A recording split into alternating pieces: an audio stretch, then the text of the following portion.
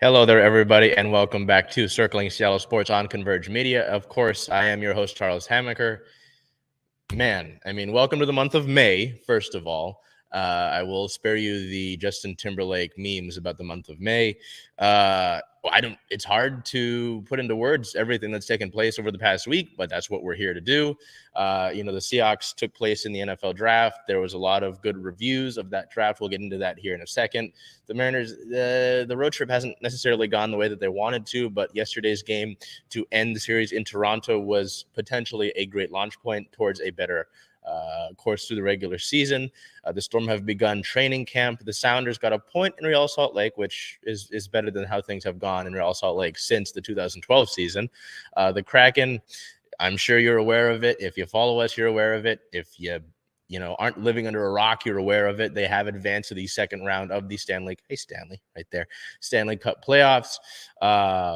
The Reign came back from a 2-goal deficit to split points in Louisville. The Seawolves are back on track. The Sea Dragon season ended, so I guess there's one blemish on this. But all in all, it continues to be so damn cool to be able to tell these stories of our teams here in this city. Just going through that and hearing that, it is a excellent time in this city for our professional sports teams. And in addition to that, the other teams are as well, on the minor league and the semi-pro level. So anyway, getting that out of the way, getting the sentimentality out of the way, we're going to move forward with our Seahawks here, who took part in the NFL Draft, this 2023 NFL Draft, which a lot more picks than 21 when they only had 3 selections overall. Seattle had 2 picks in the first round, which was a big deal and a big opportunity to improve that defense that struggled so much, as well as continue to add playmakers on the offensive side of the ball, which they did do that with their 20th overall pick. So we'll go over the draft here, starting with days 1 and 2. The number 5 overall selection that Seattle took was cornerback Devin Witherspoon out of Illinois. Witherspoon is a physical and tenacious corner who plays with an edge and never backs down. He has the instincts, balance, and burst to smother short to intermediate routes. He's both fluid and fast enough to turn and run with most receivers in press coverage. He fights off, so he's good in run coverage as well. This was a pick I didn't necessarily expect. If you saw last week's episode, I was expecting that Seattle would go with a front 7 player, whether that was Jalen Carter, who a lot of people had doubts about, and I guess Seattle did as well, because they would pass on him and he would go to Philadelphia, who would trade up, I believe, for the 8th overall selection. Seattle went with the best cornerback in the draft, and considering how poor they were in pass coverage last year, it makes a ton of sense. We look over here to the 20th overall pick. Now, this one was interesting. I thought it would be safe and make a lot of sense if Seattle were just to go more defense here, continue to shore up that defense that really struggled for the large majority of the 2022 season. They didn't do that. They went with wide receiver Jackson Smith-Njigba out of Ohio State University, Smith-Njigba, arguably, again, the best receiver in the draft, is an instinctive and precise route runner whose abilities to shake defensive backs working against man coverage looks and settle into soft spots working against zone coverage make him a quarterback's best friends. He's quick to transition upfield and can make multiple defenders miss after the catch. He did miss most of the 2022 season with a hamstring injury, but did show great burst and was smooth in this past combine, which is giving, I'm sure, gave Seattle much more comfort in terms of how that hamstring injury looked. That gives Seattle potentially their first true third receiver in the entirety of the time that DK Metcalf and Tyler Lockett have been members of this Seattle team. So Seattle finally gets a third receiver, a true third receiver, instead of kind of shuffling guys in and out this revolving door of third receivers, and Geno Smith gets another weapon. So Seattle arguably gets 2 of the top players in the draft with their 5th and 20th overall selections, 2 of the top players at their respective positions. And overall, I would have to say that first round was a success. I think it's hard to not look at that first round as a success. We continue on here to round 2 with the 37th overall pick. Seattle took outside linebacker Derek Hall from Auburn. Hall is a classic wide 9 prospect with the takeoff speed to quickly build momentum and convert speed to power, rushing from outside offensive tackle shoulders. He has a highly effective dip and rip move and closes well on the quarterback. So Seattle does go with a front 7 player here to begin the second round.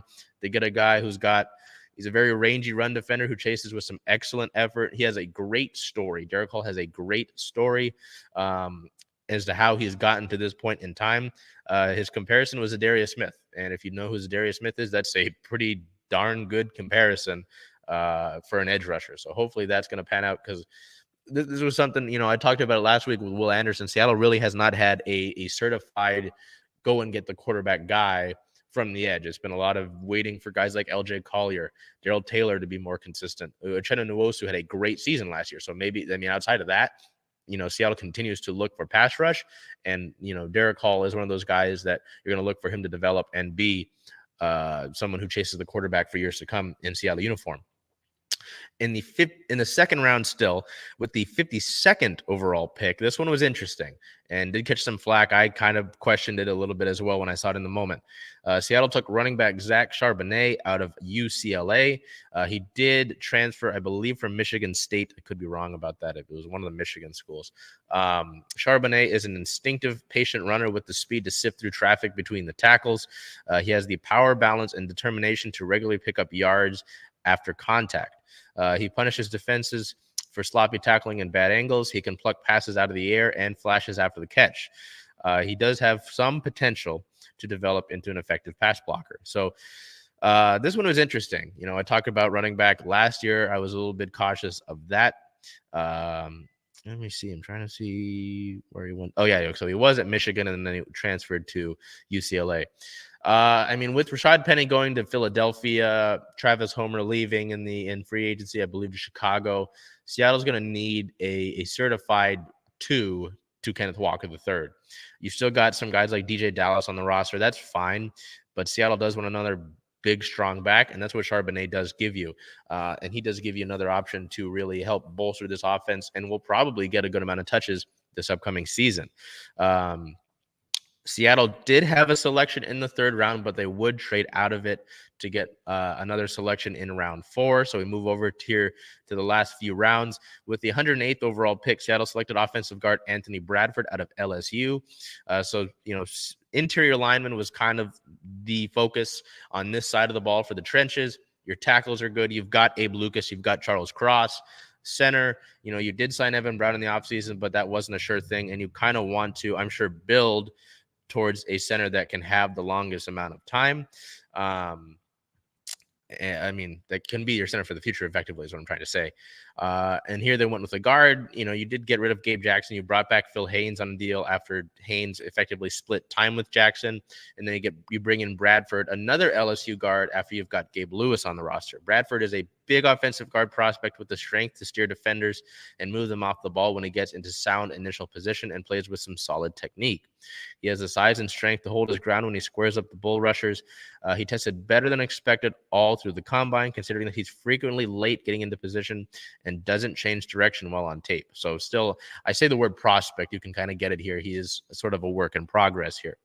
With the 123rd overall pick, Seattle selected defensive tackle Cameron Young out of Mississippi State. So that was the defensive tackle pick that a lot of people were looking for with Seattle. Wanted to bolster that interior defensive line. This is where some did think, with the 5th overall pick, that they'd go not Jordan Davis. It's last year's draft. Jalen Carter. Instead, they wait here till they get Cameron Young out of Mississippi State. Young has long arms and does a good job of getting into the offensive lineman's pads.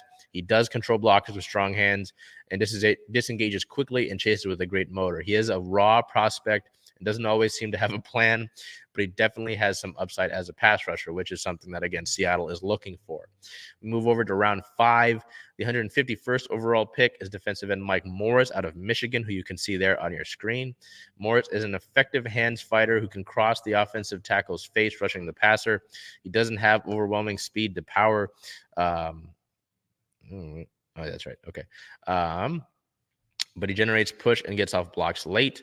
As a run defender, Morris has the size and length to set the edge, and he chases with good effort. This was a pick that a lot of people saw good value in. And this next one, his former teammate out of Michigan, is another selection that some saw a lot of value in. With the 154th overall pick, Seattle went with center Olu Oluwatimi out of Michigan. He's a 4-year starter and a powerful finisher who takes sound angles and consistently gets movement in the run game. He shows excellent awareness in pass protection. He has a strong punch and helps his guards when no one comes to him initially. Oluwatimi senses late arrivals and does a good job of getting back into position to prevent leakage. So, again, this is what I was looking for with this. With this draft, I wanted a center here that you could build towards the future with. I thought that would be John Michael Schmintz out of the University of Minnesota. He ended up going, I believe, in the second round. So Seattle opted to not go with that after a few picks. And instead here waited for this Michigan center. In round 6, the team selected with the 198th overall pick, safety Jarek Reed, the second out of New Mexico. He's a 4-year starter who made 94 tackles and forced 2 fumbles last year. Very physical, versatile, enough to play corner or safety. He's small, though, with shorter arms, but he does have bigger hands. So interesting there, kind of taking a flyer on that safety out of New Mexico State. Well, New Mexico, pardon me. And then in round 7, with their final selection, another interesting pick with the 237th overall selection, they went with running back Kenny McIntosh out of Georgia. He's a reliable receiver who plucks the ball out of the air and frequently makes the first defender miss after the catch. He's comfortable working out of the slot and splitting out wide. He's more quick than fast. He runs low to the ground and has the contact balance to absorb and advance going up the field. So all in all, I mean, I'm happy with that draft. You know, you look at the Witherspoon pick and the Smith-Njigba pick. Those automatically are wins for this team in this draft. Derek Hall, I like that. Again, you need more pass rush. You need to be able to get after the quarterback.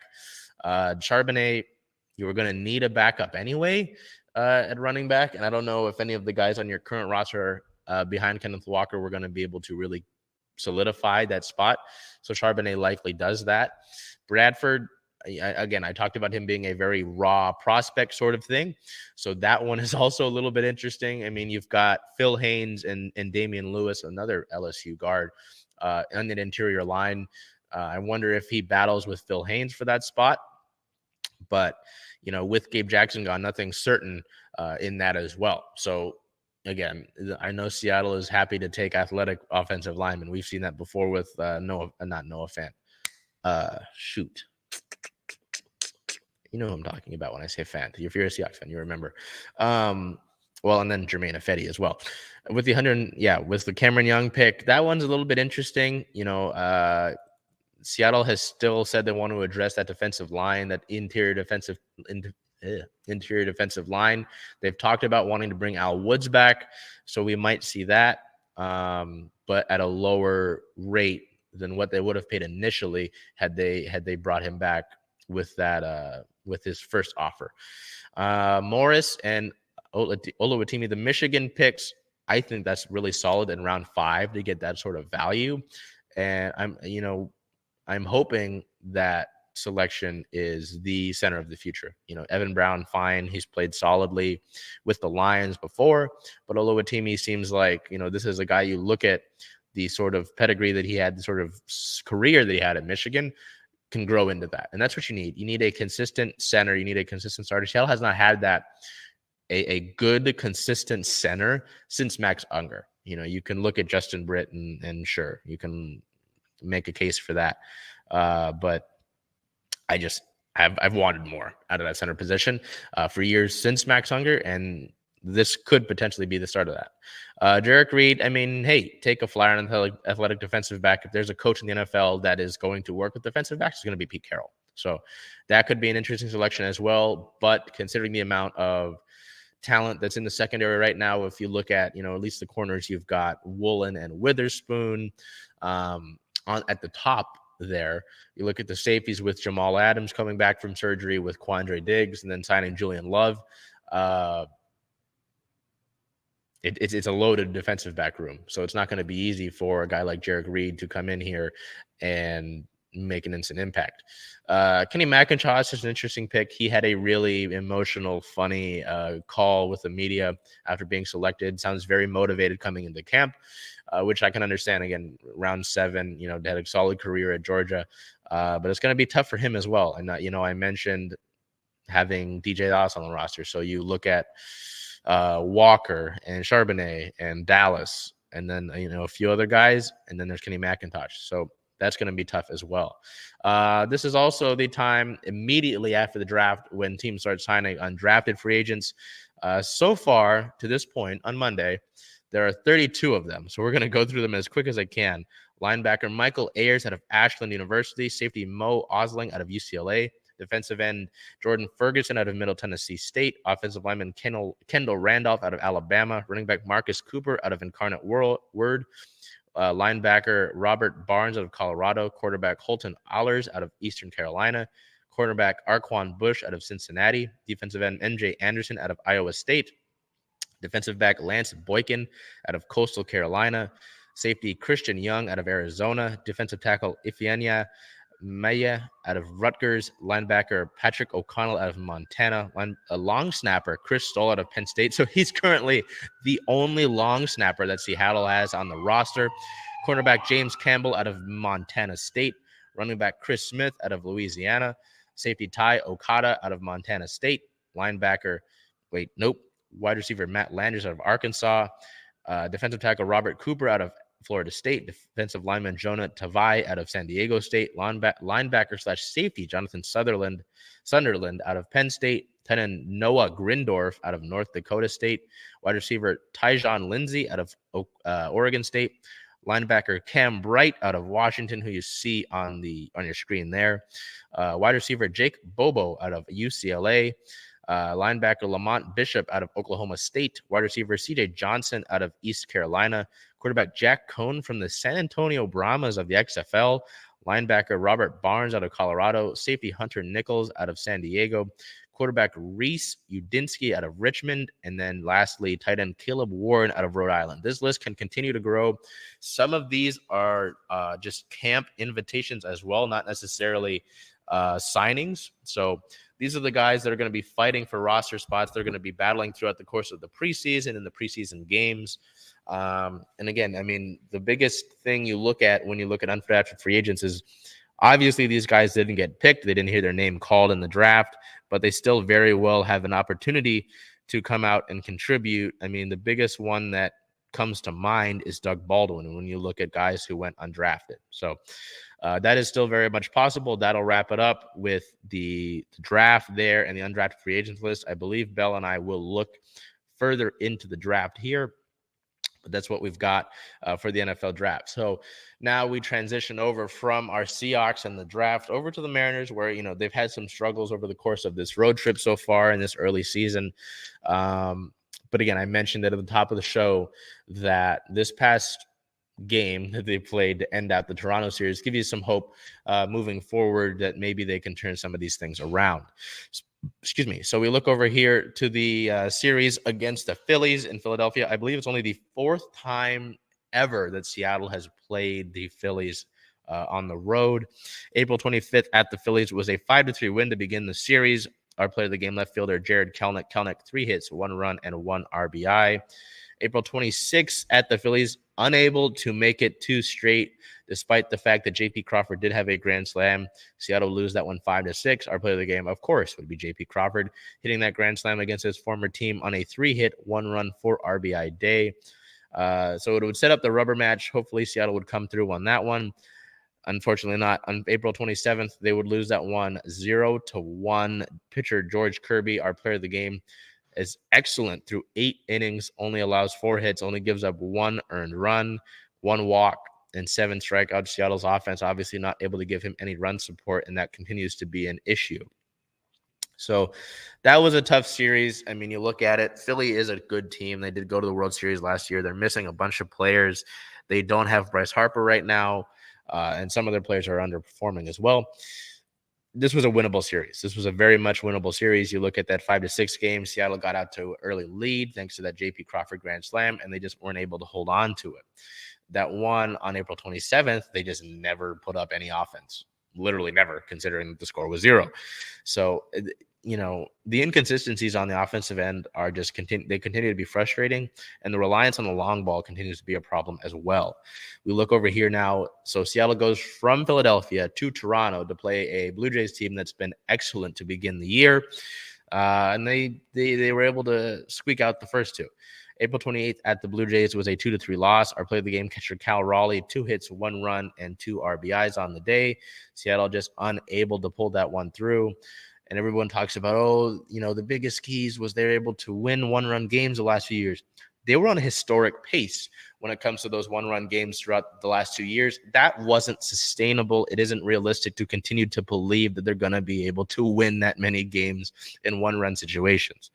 It was just like the bullpen the last few years. The bullpen isn't going to be as locked down as it has been in 2021 and 2022. It isn't realistic to believe that those two units are going to continue. Those two things are going to continue to happen without fault. We look at game 2 on April 29th. Another 1-0 loss. Our player of the game, starting pitcher Easton McGee. Yes, Easton McGee. He would take Chris Flexen's spot here for this rotation day, getting called up that day from AAA Tacoma, going 6 2/3 innings pitched, only allowing 1 hit on the day. It was a double by Matt Chapman, who's been excellent to begin the year. That would end his day. 1 walk and 2 strikeouts, forcing a lot of weak contact and giving the Mariners exactly what they could have asked for. This game would go into 10 innings, and the Blue Jays would walk off the Mariners. Again, no runs. It continues to be a problem. And you look at that, too, the game before. Seattle's offense has a ton of power, a ton of talent. Their hitting the last few years, though, has just been really bad. If you look at our game day posts and our stats posts the day of Mariner games, you'll look at the offensive stats, and Seattle continues to be in the bottom 10 in batting average and in OPS and in home runs. So it's like, even then, I talked about the reliance on the long ball. They haven't been hitting as many home runs compared to the rest of the league. So anyway, we go to the Sunday game that I keep mentioning, April 30th at the Blue Jays, a 10-8 win in 10 innings. Our player of the game, catcher Cal Raleigh, 2 hits, 3 runs, and 4 RBIs for a multi-homer game. This was a game where Seattle came out hot early again. Taylor Trammell, who had just been called up that day, and we'll get to that in roster-related moves, hit a grand slam on the very first pitch that he had this year in the majors after spending some rehab down in Tacoma with the Rainiers. But Seattle would give up, I believe it was an 8-run inning. I believe all those runs, no, they chipped away. At one point, the score was 8-4, so Seattle had a 4-run deficit to overcome. They slowly chipped away. Teoscar Hernandez hit a solo homer. Cal Raleigh hit a 2-run homer to bring them within a run. And then J.P. Crawford hit a game-tying, I believe it was a game-tying single to bring us into the extras. And then they were able to move forward. No, I could be wrong about that homer. I believe Raleigh's homer put them ahead by 2. I digress. He had a multi-homer game. But the resiliency in that one, the fight that they were able to show, the bullpen came in and didn't allow anything after the 8 runs had been put up, and Seattle's offense came and battled back. That's the kind of game, that's the kind of win that Seattle is able to take and move forward and start to build off of momentum-wise. So I'm hoping that's the case. I'm hoping that'll be true. We look at our player of the week. I went with Cal Raleigh. I mean, you look at those 2 Toronto games. Really sort of needed that from Cal. He continues to terrorize the city of Toronto. It's not quite like when LeBron had that series against the Raptors and they renamed it LeBronto, but Cal Raleigh continues to terrorize Blue Jays fans inside of the Rogers Center. Over the past 6 games, Cal had 5 hits, 6 runs, 3 homers, all against the Blue Jays, 16 total bases, 6 RBIs, and 2 walks. Again, that's mostly me going with that for the Toronto series. Those are 6 very winnable games. And technically there aren't any must-win games in the month of April, but some of these results, some of these close ones, these 1-run games are going to probably come back and be noticeable at the end of the season. So, yeah, I look at it again. The amount of 1-run games that Seattle was able to win last year is just not realistic to expect that's going to continue to happen. I saw it's like, oh, this is a big key for Seattle. They got to find that magic. that magic wasn't sustainable. It was largely that magic. A lot of instances of luck. Seattle needs to be better consistently to not have to worry about that luck factoring in, especially considering the injuries that they're dealing with. Robbie Ray's out for the season. Julio Rodriguez left the game on the 29th with lower back tightness. He said he was going to be fine. He didn't play in the game on the 30th, likely as precaution, considering the fact that they get today off, and they will start the next series tomorrow in Oakland. Oakland, maybe soon Las Vegas. So I don't know. Again, these things they're not the issues with the Mariners aren't anything new. The hitting issues have been existent since the 2021 season when they almost made it to the playoffs, and even in 2022 when they did make the playoffs, right? I mean, look at the 18-inning game against the Astros. 18 innings, no run. That's 2 games. That's 2 games. And then you look at these games over the past week. 5-3 win. Okay, you lost 5-6. 5 runs, fine. You lost 0-1. That's not acceptable. You lost 2-3. Again, 2 runs. Come on. You lost 0-1. 0 runs. Not acceptable. 10-8. Okay. You see what I mean? Inconsistency there. You go from 0 runs to 10. So, again, the issues aren't necessarily new. The starting pitching continues to be pretty darn good. Marco Gonzalez had a rough game in that Sunday game. After the last few starts he had before that, he was pitching pretty well. So it's hard to put much of any consistent blame on the starting pitching, considering the fact that they've been so good and they're so often the reason that you're in games. And although the Mariners' defensive play has seen some issues to begin the year, they're still ranked around the top of the league in terms of total defense. So it's not like the defense is dragging this team down either. It's the hitting that continues to be the major issue. So anyway, sorry to get so strong on you there. We move over here. Before we get to the City Connect jerseys, we're going to go over some roster-related things. On the 29th, the team recalled Smith-Njigba, as I mentioned, from AAA Tacoma right before that game, and he would get the start that day.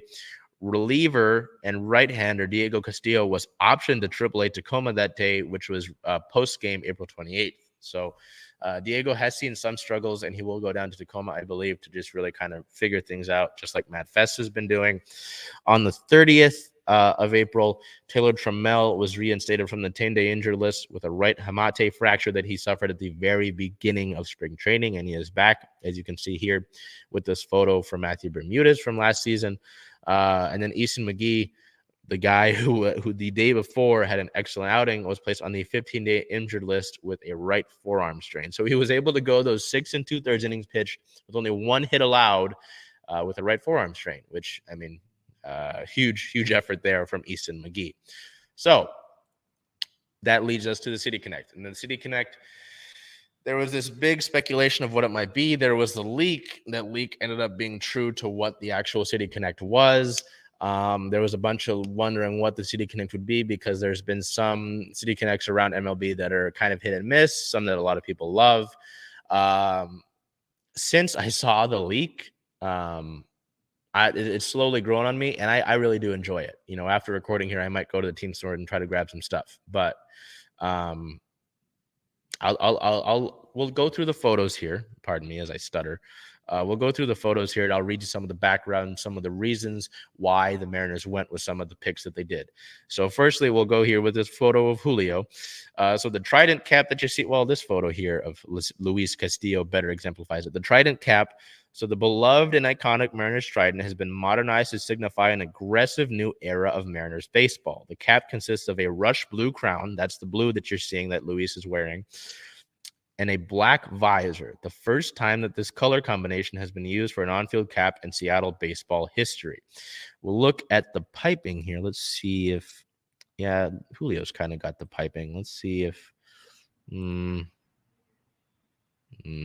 we'll go with Julio. The piping detail that you can see is a fresh take on the uniform piping used by both the Seattle Pilots, Seattle's first, not Seattle's first, one of the first baseball teams in the city that eventually would move to Milwaukee and become the Brewers. That used to play where the Lowe's and Rainier are right where Rainier is. So that's the Seattle Pilots. Some nod there. The colors that you can see, that rush blue, that's the primary color. And and the yellows. The rush blue is the blue that they're calling this. The yellows that are using are sundown is the lighter yellow, and amarillo, or the darker yellow, capture the essence of the Mariners and the Seattle Pilots' original colors. The black that you're seeing and the black in the pants there is used as a nod to the 1940s Seattle Steelheads uniforms. So the Mariners, a big reason around so many of the nods with these City Connect jerseys are nods to former baseball historical teams in the Seattle area. And it's great to see that the Mariners are making that nod to the Negro Leagues, to the Seattle Steelheads, after many people have wanted the Seattle Steelheads jerseys to be somewhat in the rotation. So they get a piece of that taste here. We'll continue with some of the history. We'll go back here to this. You see that big Pacific Northwest logo, the Pacific Northwest patch, the mountain, Mount Rainier, the centerpiece of the patch, a celebration of the Pacific Northwest and the Mariners. That PNW is underlined to signify the energy and exuberance of the region's great outdoors. Hard to not like that. The leaf embellishments, aka scrambled eggs, memorably appeared on the 1969 Seattle Pilots caps, and are incorporated on the edge of the patch to honor our region's maritime and aviation industries, which, I mean, that's hard not to agree with there. You can kind of see it in the photo. They're kind of lighter on those uniforms, which the maritime stuff, that's right up our alley. The jersey font there that you can see, we'll go with this photo of Eugenio. Seattle is stitched across the chest of the rush blue. The lettering style is evocative of the Seattle Pilots. Again, continuing to nod towards the Pilots. The drop shadow on the Seattle is a cap tip to the similar drop shadow used by the 1955 Pacific Coast League champion Rainiers. So again, continuing with that Seattle history. The drop shadow is used to create dimension and depth to signify Seattle's grit and determination. We don't quite have a photo of it here. But on the jersey, there's a logo of two tridents crossed on each other and words over it that says Soto Mojo. The popular phrase Soto Mojo is inside the jersey collar. Oh, inside. Okay. As a celebration of the Soto neighborhood, the Mariners have always called home. Two gold tridents point skyward, forming W's. The first W represents our state of Washington, home to every team that's been highlighted across this jersey that I've mentioned. The second W is for wins and to represent the W that the team lights up on the T-Mobile Park roof after every victory. You can't see it here, unfortunately, because they've got it tucked. But at the bottom, well, we're going to stick on this photo because Logan and Cal. I mean, come on. Those guys look great. The My Oh My is right under the engineered tag of the Nike jersey. No three words are associated more with the Seattle Mariners than Hall of Fame broadcaster Dave Niehause's famous phrase, My Oh My. The signature call could be heard during every Mariners broadcast from the club's first year, starting in 1977 through 2010. Dave's descriptive and colorful calls were beloved by Mariners fans throughout the Northwest for over 3 decades. It's only fitting that his spirit is part of the first City Connect jersey for this Mariners team. Really quickly here, I think they're great. I wasn't too sure at first, the trident. I haven't always been big on the trident. You talk about the superstition of the trident and Seattle not having so many great years there. But the nods to the Steelheads and the Pilots and the Pacific Coast League Rainiers, that's excellent. That's great, and the tip of the cap to Dave Niehause there. I grew up listening to Dave Niehause. He's a big reason why I got into Mariners baseball and why I love the game of baseball so much. So I personally enjoy it a lot. Let me know what you think about it. I'd like to hear the different takes and opinions on this. A lot of the discourse when it first dropped was that it was one of the better City Connect jerseys across MLB. Again, I'm hoping to hit the Mariners team store after we get done with recording here and maybe grab some things. I think it's great. I think it's solid. Let me know what you think, though, about these City Connect jerseys. We'll end here with this photo of Eugenio giving the good vibes. Again, I really enjoy it. I think they did a good job. So anyway, we'll continue back here to the realism and the schedule of the team. Seattle sits at a 12-win, 16-loss record, 4th in the American League West. Still, they're battling through it. Next up, they finish out their 9-game road trip, 3-team road trip down in Oakland, down in the Coliseum, where the Possum is in the away studio, the away broadcast booth. If you haven't heard that, there is a possum living in the away broadcast booth at the Coliseum, and they have not removed it yet. May 2nd at the Athletics is when the series begins with a 6:40 p.m. first pitch. Game 2, May 3rd, a 6:40 p.m. first pitch as well. May 4th at the Athletics to wrap up the series, and a getaway game to get back home is at 12:37 p.m. Pacific. Then the next day, Friday, May 5th, the Mariners will host the Houston Astros for the first time this season for a 3-game stretch. May 5th is also when they will debut that City Connect jersey that I just showed you with a first pitch time of 7:10 p.m. May 6th versus the Astros on that Saturday game is a 6:40 p.m. pitch. And then May 7th, the Sunday game is a 1:10 p.m. first pitch. Oh, we'll get over there. Apologies on that. So I mean, we continue here with the division. It's the first time we're going to see these guys. We're going to see these teams a lot less, considering the new MLB schedule that sees every team play every team throughout the course of the year. So it'll mean that these games against Houston and Oakland are more important, considering tiebreakers and such. So you got to be able to take care of business in that time. And it'll be exciting to see the City Connect jerseys on the field as well. So that'll be big for the Mariners as they continue on through the season. Again, lots of things to try and improve upon, mainly the hitting. But, again, that Sunday win does give you a lot of hope in terms of what this team can do going forward. And you're just hoping that that's the case, and we don't hit any more hiccups with that. So we move over here to our Seattle Storm, who we had the draft a little bit ago, and now we have the training camp roster. So the Storm began training camp a few days ago. No, yesterday, pardon me, Sunday the 30th, and it's a very new look roster. We've talked about it over the course of the off season. But again, we've got a lot of this positivity in today's episode. A lot of, the Seahawks got the draft, and that Sunday game off the Mariners, trying to ride off of that, the Kraken moving on. I still want to be very positive about the Storm, because I believe that there's a lot of talent in this roster that's looking to establish themselves, right? It's very much the underdog sort of thing. I've got something to prove. I've got a chip on my shoulder. I've got doubters sort of thing. So I think that's the case. Again, they're not going to be a contender, I don't think. But I still think they're going to be able to win some games. So we're going to look at this roster here. Obviously, Kia Nurse, who was signed in the offseason, Kaya Charles, Jade Melbourne, the young point guard that Seattle drafted last year. She played another season in Australia, and now they're bringing her over. Maddie Williams, Seattle's second pick in the draft. Arella Garantes. Let me make sure I got the pronunciation correctly. We've got a pronunciation board here, thankfully. Arella Garantes. Yes, good. Dulcie Fankum. We're going to make sure we get this right. Dulcie Fankum Mengiadu. So for you that are trying to learn the names of the Storm, Seattle's third pick in the draft out of USF, Dulcie Fankum Mengiadu. We've got Ezzy Magbagor on the roster, so obviously likely the starting center. We've got Ivana Dojkic, yes.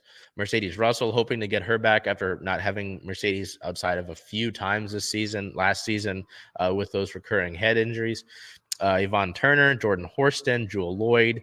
Let's see if Lovell pronounces her name different. Nope, Jay Lovell. Sammy Whitcomb out of the University of Washington, so proud. I'll go with the UW hat. Proud for Sammy there to have her back on the roster. Jasmine Walker, and then Teresa Plaisance. Teresa Plaisance. So it's an interesting makeup. You've got Nurse, Melbourne at the guard there. Yvonne Turner's going to push. Sammy Whitcomb probably coming off the bench, I would imagine, at like the six role. But Dojkic is interesting as well, because she put up some great numbers over in Europe. Jewel Lloyd's obviously the best player on this team. So it'd be fun to see. I'm trying to think now, though, of where we go with like a starting five, because I'd like to see Horston in there. Horston can play forward. So, I mean, with the true point guard like Melbourne, maybe Dojkic gets a start there, considering she's more of a veteran in that sort of instance. But well, they're not too far. Oh, yeah, they are. Melbourne, Lloyd, Horston. Who do you put at the 4, though? maybe Jasmine Charles, Walker or Charles, but obviously Magbegor starting. It'll be fun to see the way that head coach Noel Quinn and this coaching staff figure out this roster and starting five. There are obviously going to be some rookies on this team as opposed to the last few years, or last year actually, because Keanu Williams was on the roster. I don't know, but it'll be really interesting again to see this Storm team because they've got a lot. There's a lot going against them. You know, they lost Brianna Stewart. Subird retired. Jewel Lloyd only has 1 year left on her contract here in Seattle. So, again, I do think, though, that this Storm team has a lot to prove and can do some damage. I think they've got a lot of chips on their shoulders. And I always love to bet for the underdog. So that's where I'm going to go with the Storm team and hope that that's the case. But we've got training camp. We've got dates available for training camp. So expect coverage there from us for training camp as that continues. Make sure you follow us on the socials, yes, to make sure that you get all of that outside of just obviously our weekly Circling Seattle Sports on Converge episodes. So we now move over to our Sounders, who had 2 matches over the course of the past week, one of them being in the U.S. Open Cup. And as opposed to last year's U.S. Open Cup, where Seattle ended up one and done, they are moving on. So April 26th versus the San Diego Loyal was a 5-4 win in extra time. Our player of the match, forward Freddie Montero. The club legend had a 9.2 match rating, 2 goals scored, including the game-winning penalty to put Seattle at 5 goals. 5 shots on the day and 76% passing. Freddie did have the first goal of the match, so he bookended the match with the first and last goals. And Seattle will move on to play the LA Galaxy down in LA. Let me get the official date there for you because they did announce that finally. But this was a squad. I believe there were 9 players who have spent time in either high school or college in the Seattle area that were able to feature in this match for Seattle, and 11 of them that have featured for the Tacoma Defiance or in the Seattle Sounders Academy. So it was very much a local side that helped Seattle win this match and helped Seattle going forward. Okay, here we go. Yes, May 10th down in LA against the Galaxy at 7:30 p.m. Pacific time is when the next match that Seattle will play in the U.S. Open Cup. So remember that. It is on the road, though. So that is when Seattle will play the next U.S. Open Cup match. Really solid. Again, a nice atmosphere at Starfire, the nice compact confines of Starfire Stadium, Starfire Sports Complex. But nice to see Seattle win. I know that head coach Brian Schmetzer did say, hey, this is a tournament that we are trying to win. They're not trying to necessarily go out and have anybody get injured in any of these things with the U.S. Open Cup, considering it's perhaps one of the lower trophies, so to say. But they were able to pull out that victory, and they're on their way to the next round in the U.S. Open Cup. So that, and then they would 3 days later play their next MLS regular season match at Real Salt Lake in a 0-0 draw. Seattle had plenty of opportunities in this match. They were just a hair off sometimes, literally a hair off. Jordan Morris missed a excellent golden opportunity with a header. Instantly knew that he had missed it and kind of put his head in his hands. Our player of the match, midfielder João Paulo, JP, a 7.9 match rating, 93% passing percentage, 1 shot and 2 chances created. Again, Seattle had several opportunities throughout the course of this match to go ahead and find the back of the net. They were unable to do so, and they were able to collect a point, split the points with Real Salt Lake, which, isn't necessarily a bad thing, especially considering the fact that it's been very hard for Seattle to win in Real Salt Lake since 2012. I believe that was the last time that they actually won in Real Salt Lake. So over the past week, not bad. I'll take it. I mean, the injury report against Real Salt Lake, not necessarily ideal. Nuhu was out with an illness. Christian Roldan continues to be out with concussion protocol. Brian Schmetzer said he is doing better, but they didn't want to risk it in terms of his long-term health. And they said that was much more important than this match and getting him to play in this match. Goalkeeper Jacob Castro continues to be out with a left adductor strain. And forward Roy Diaz continues to be out with a right hamstring strain, as we mentioned last week, 4 to 5 weeks for that. So, again, though, the U.S. Open Cup match, to see so many of those youth players get in and feature, it was a tight one. There was sloppy play a lot of the time. But to see those youth players, to see those players who are eventually going to come up to be more featured with the first team, get up and be able to contribute like they did. Ethan Double scored, I believe, the second goal of the match. Paul Rothrock scored. He's a local guy. Reed Baker-Whitting had an amazing screamer of a goal in the 101st minute to put Seattle up, I believe, take the lead 4-3. So, and then Freddie Montero, the club legend, scoring twice. So it's fun. I mean, that's the U.S. Open Cup. There's a bunch of things like that. A bunch of chaos, pandemonium, madness is going to take place. So happy to see them moving forward. And San Diego played played solid as well. They began, I believe, in 2020. And they put up a hell of a fight against the Sounders. So tips to them. Real Salt Lake, again, it's a tough place to play. Salt Lake, no matter where they're on the table, gives Seattle a hard time. I'm just happy to split the points there, as opposed to, some ugly result, like an ugly result that they had a few weeks ago down in Portland. So we look ahead here. Seattle sits at a 6-win, 2-loss, 2-draw record, which is good for third in MLS and Supporter Shield standings, and first in the Western Conference. Their next match is May 7th, back at home against Sporting Kansas City with a 1:30 p.m. Pacific time start. So they return home to Lumen Field to play a KC team. Anytime I see the Kansas City logo, I think of goalkeeper Tim Melia body slamming Christian Roldan down like a rock bottom in the goal in one of the most bizarre instances I've ever seen on a soccer field. So now, having concluded the Sounders portion of the show, we move over here to what has the city buzzing, what's been the talk of everywhere, effectively, in this city, with our Seattle Kraken here. You kind of can see Lord Stanley here. And there he is. Bloop. Bloop. Just incredible over the past week. And I was thinking about it as the week went on, and I was like, wow, we left the last recording and went to game 4. And they've played 3 games since then. Well, technically 4. Yeah. And it's just been incredibly wild of a ride since then. So we'll get into it. We'll move forward.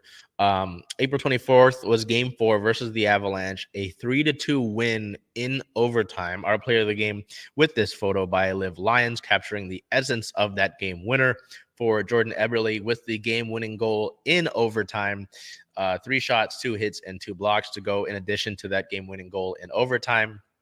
That was just pandemonium. That was the loudest I've heard that building ever get. This was a tight one throughout. I believe Mikko Rantanen had both goals for the Avalanche in this game to tie things up. We went through the third period. We went into overtime. Seattle got a few shots on goal that bounced around before Jaden Schwartz got it back out to Eberle. Eberle scored it. Place goes insane. And Seattle would even the series after the game 3 loss to send us back to Colorado for game 5 with an even series. So we go back here to the schedules. April 26th at the Avalanche was a 3-2 win. So Seattle takes a 3-2 series lead with that 3-2 win. See the theme there. Our player of the game forward, Yanni Gourde, 1 goal, 1 point, 3 shots, 4 hits, 1 block, and 3 takeaways. So Yanni all over the board there for Seattle, just as he has been for the entirety of the time that this franchise has existed. Morgan Geekie got the first goal of the game a few days after him and his wife had welcomed their child into the world. So he had 2 goals in the series and 1 baby over the course of the series, as I mentioned there. And then young forward Ty Cartier, who was called up from the Coachella Valley Firebirds in the AHL, who was named the Rookie of the Year in the AHL, came up to effectively take Jared McCann's spot, a big physical body who was a rookie in the AHL, though, an undrafted rookie, came in and scored in that one, scored the second goal of the game in a big moment for Seattle. His first NHL game, his first Stanley Cup playoff game, and his first NHL goal. So excellent for Cartier there, and a big impact. You say, oh, it's Cartier, not like Cartier Diamond, Cartier. There's a ch in it. And he spells his name Ty with an E, Tye. But a big win there in Game 5 in Colorado. Seattle wins their second game in Colorado to send it back to Seattle for a Game 6 that could have been historic. Seattle could have won that one and taken the series in Seattle. Been a madhouse. No, the Avalanche with their backs. Oh, well, and then I forgot to mention, pardon me. This is kind of important. Game 4. Cale Makar. The play had ended. The puck was far away from McCarr and McCann, and McCarr looks over to the puck and sees it's out of play, and then he checks McCann into the boards, sends his head bouncing off the boards. McCann's been out ever since. He missed Game 5. He's missed Game 6 and 7, and he likely will miss more time. It's a head injury. It's likely a concussion. The team has not made it official yet, but it's likely a concussion. McCann's been out. McCarr was suspended for Game 5, so he was out for that. Kraken notification. Oh, okay. Never mind. So he missed Game 5 and was back for Game 6, but he didn't do much in Game 6. He was very rattled. The fans booed him every single time he touched the puck, and he really didn't handle the puck very well. That Game 6 on April 28th, missed opportunity, a 4-1 loss. Our player of the game, for defenseman Vince Dunn, had the only goal of the game for Seattle. 1 goal, 1 point, 3 shots, 1 hit, and 1 block.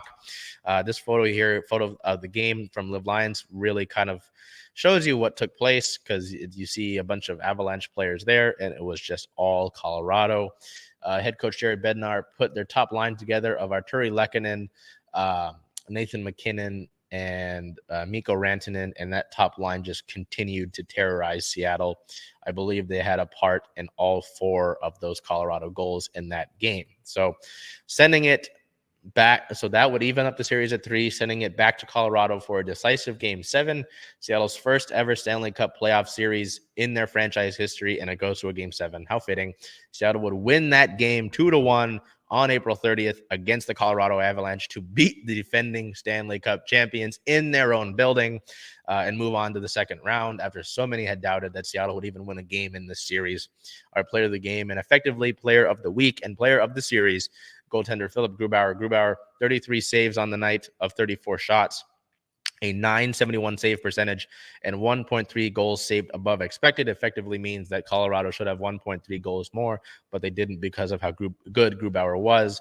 Seattle wins the series. They move on to the second round, and they will play the Dallas Stars. Our player of the week and the series, like I mentioned, goaltender Philip Grubauer. Gruby, in round 1 versus the Avalanche's former team, a 2.44 goals against average, a .926 save percentage, and 2.9 goals saved above expected in the series. Effectively 3 goals taken off the board because of how good Grubauer was, which was good for 4th highest in all of the playoffs amongst all other goaltenders. So that was crazy, man. I mean, you look at that Game 4, the overtime winner, it's a thriller. Sends us back to Colorado. Seattle plays well in Colorado. They get key contributions from Geeky, from Cartier. Yanni Gourde tips a puck in off of Carson Soucy from the blue line to give them their 3rd goal of the night. Colorado gets one late, and they're not able to finish that one out. Seattle takes the win, sends us back to Game 6. Seattle falls on their face. They're not able to keep up with the intensity of Colorado, who's got their backs against the wall, sending us to Game 7. Game 7, tight, stressful throughout. Seattle gets goals, both of them from Oliver Bjorkstrand.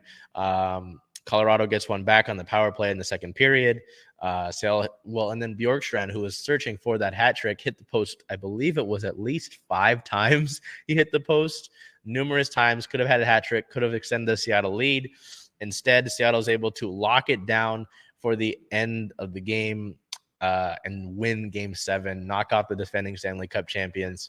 After all this, in the first game, Game 1, Nathan McKinnon said he didn't see anything out of Philip Grubauer when asked about how good Philip Grubauer was. A bunch of experts picked Seattle to lose in 5, in 4, in 6. Seattle wins in 7, moves on. Seattle's a hockey town, has been a hockey town, though. And it's just been a whole lot of fun. It's been a whole lot of fun this entire season. And they continue to do so. They get the Dallas Stars. And so just to look at Dallas really quickly, because this series begins tomorrow, they get a day off effectively, and then they get to go to round 2 in Dallas. So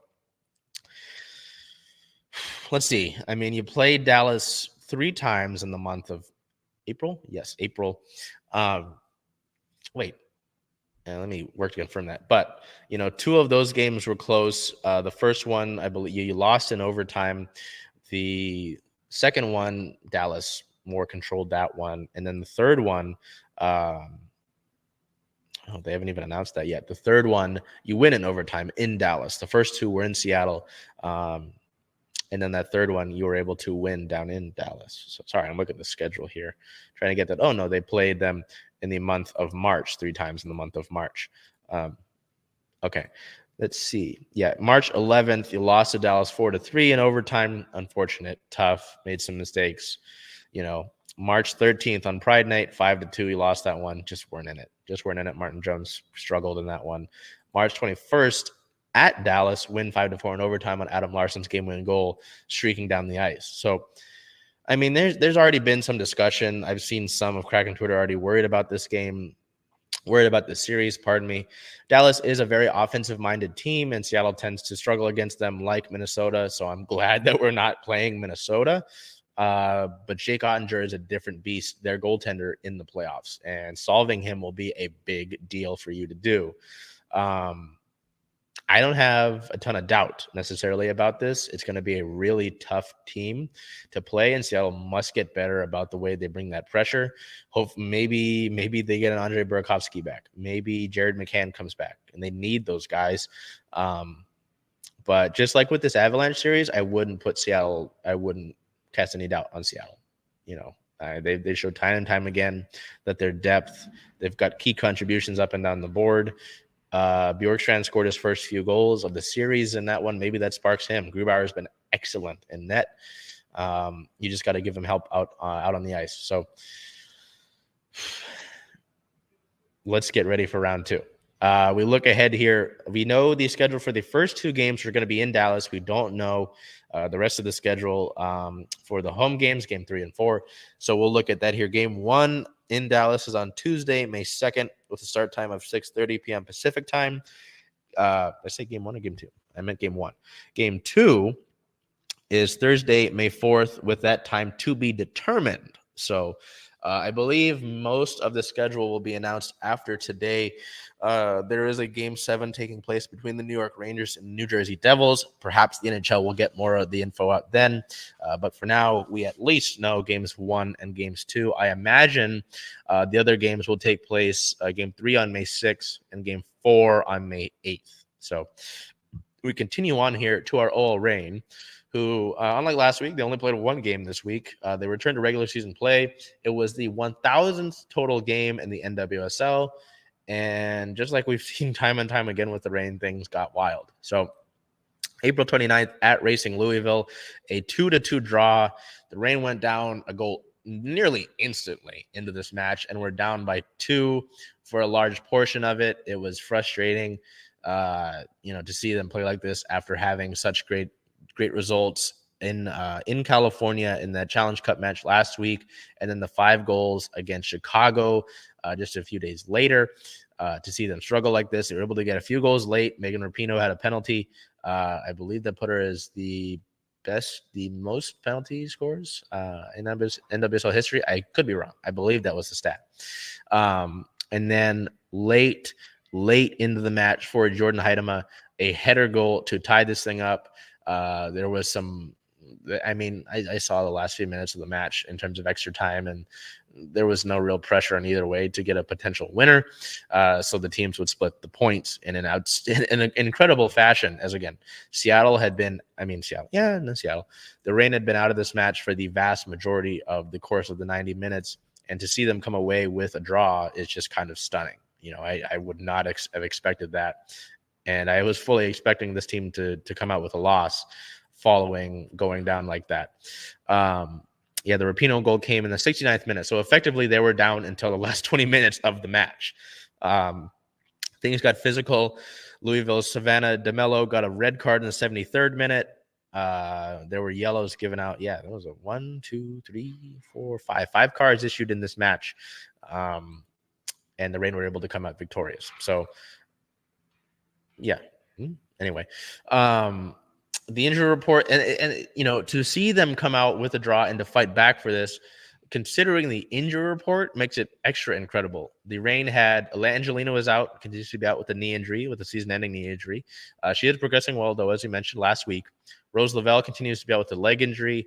Phoebe McLaren is out still with a back injury. Veronica Latsko is out with an excused absence.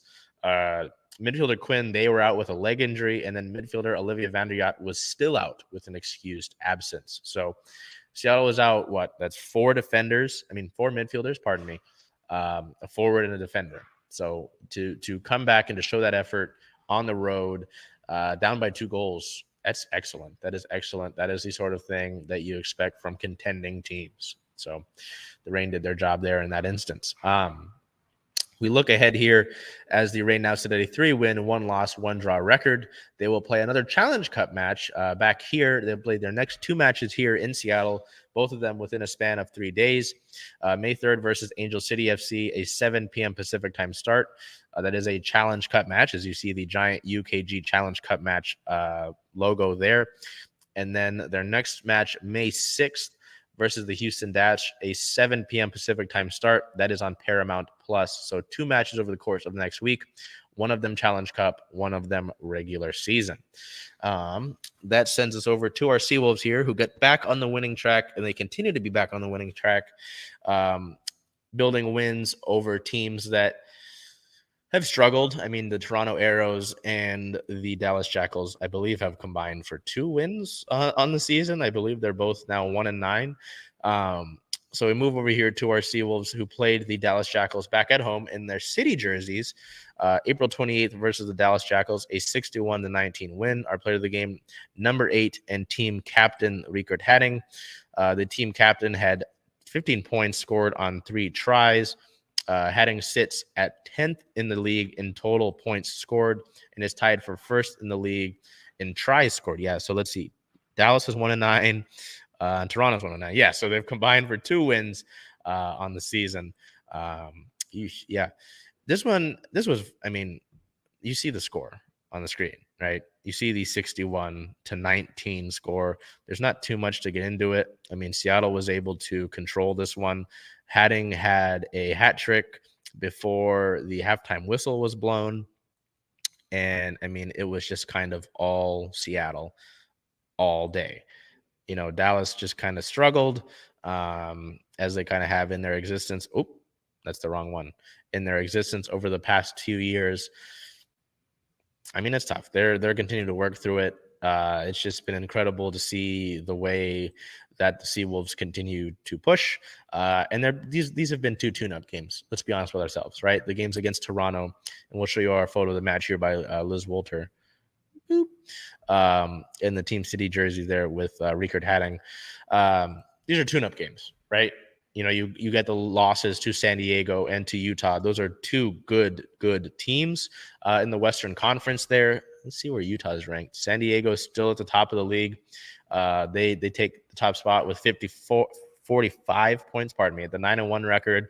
Seattle in second with the 8-2 record and 39 points. Utah at 28, so they're 6-3. They've kind of, I mean, they're still a good team though. You know, those top 4 spots in the Western Conference are not going to be easy to just say, okay, this is how it's going to be. They're not going to be easy to predict. So it's good to see Seattle get that surge and kind of tune things up and just kind of let it out the last few weeks against Toronto and against Dallas. When they've got a big match next week with the 3rd place team in the conference. So before I get ahead of myself, we'll go with our team-related news here. Team captain Rickard Hadding was named to the Week 10 top 15 best performers in MLR with 2 tries scored, 122 meters run, and 12 tackles made on the day. So number 8 and the team captain continues to have an excellent season for Seattle. So I talked about this big matchup in their next game, and that's not until 2 weeks from now. So Seattle would have a week off before their next match. They will not play this upcoming week, so they might dip in the standings because other teams will play, and Seattle will stay stagnant because they won't get any points. Seattle sits in an 8-win, 2-loss record with 39 standing points, 2nd in the league and 2nd in the Western Conference. Their match after next week is May 13th at the Houston SaberCats with a 5 p.m. start. Houston is currently sitting in the 3rd place spot of the Western Conference, so that's why that match is so important. You don't want to drop a match to them and swap places with them and have them go up to 2nd. You would like to ideally get the bonus point and move closer to San Diego if you can try and get that 1st spot in the conference. So we move on from our Seawolves there, who are going to get a bye week. So Rest up, fellas. And move over to our Sea Dragons here, who played in the North Division Championship in the XFL. They would drop that one against DC on April 30th on the road. They would lose that one 21-37. Our player of the game, quarterback Ben DiNucci, 31 completions, 295 passing yards, 3 passing touchdowns, no interceptions on the day, which if you've been following this team and us, you know that DiNucci and the team has struggled with turnovers. No interceptions on the day and 16 rushing yards. That last stat of the rushing yards kind of a negative, considering that he led the team in rushing yards. Seattle just they hardly ever ran the ball. And it was all pass. And DC was ready for that. DC brought a ton of pressure. Defensive coordinator Greg Williams, tons and tons of pressure, 0 blitzes, all kinds of pressure throughout the course of the game. Seattle just couldn't Seattle couldn't adjust to that. And another early problem in the first half for the Sea Dragons was too many drop passes. They had a ton of drop passes. They would make these great, spectacular catches and Ja'Cour Pearson had a great touchdown catch before the half. And they just dropped a bunch of easy ones. Jawan Green dropped a bunch of tough ones. It was tough weather over there with rain throughout the course of the game here and there. But, DC was able to adjust. Seattle had been struggling with running backs all season long. They didn't really give the ball to Phillip Lindsay very much. And again, Ben DiNucci, the leading rusher, with 16 rushing yards. That's bad. You've got to have more of a balanced offense there to an extent, I'd like to say. Excuse me. That might not be in June Jones's offense, but DC was able to make you one-dimensional, and you had to play catch-up as the defense wasn't able to hang around with the defenders and Jordan Te'amu, and the season ends in the North Division Championship. So it's a fun season. I mean, to see Seattle go on a 5-game winning streak, battle against this DC team, and should have won those first 2 games in the regular season, beat St. Louis in their stadium by a good margin. It was a fun season. It was fun to see the XFL. It'll be interesting to see what players will be back next season, which players will have a chance taken on them in the NFL, and maybe who just hangs it up, So they end the season in the regular season with a 7-3 record. They lose in the XFL North Division Championship. DC will go on to play Arlington in the XFL Championship. All in all, though, a fun season. So it's hard to necessarily get too down in the dumps about it. But we'll look at a season in review next week for our Sea Dragons to wrap up their season. So to wrap up our show here, of course, we do our Seattle Star of the Week. And it's hard to go with anybody else except for the Kraken, considering that playoff series win. To do so in such thrilling fashion, I believe all of their results came in 2 or 1 goal. All of their wins came in 2 or 1 goal differentials, and all of the scores in this game came in 1 or 2 goal differentials outside of the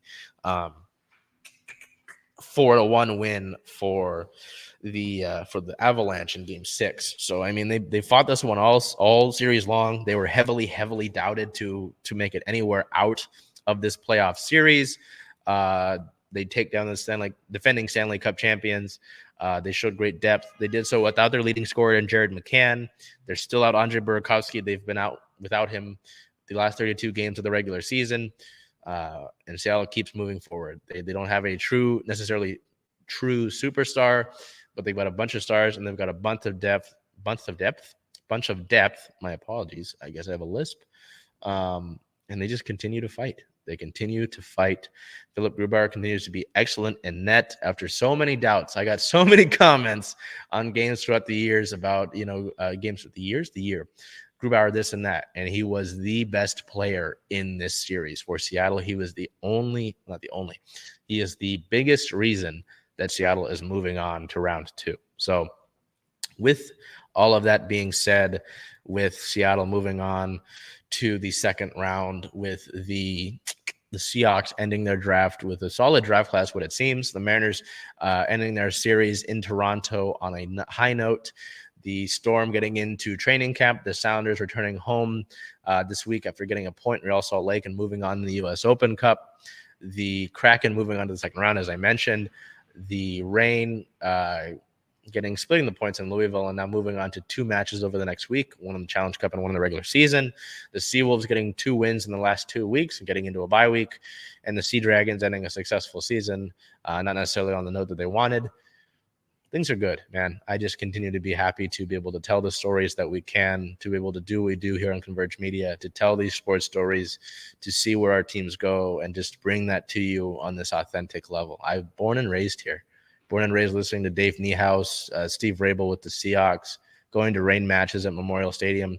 My parents had season tickets to Key Arena. You know, I was born in this. So to be able to tell these stories for you guys and to do this on essentially a day-to-day basis, it's a lot of work, but it is a lot of fun. So I want to thank you all. It's the beginning of the month of May. We're getting through that spring, getting into the summer period here in Seattle. The sun has been excellent the last few days. So until I see you later on next week, until we get back to it, I want you to take care of yourselves, be well, and do whatever you can to make today a great day.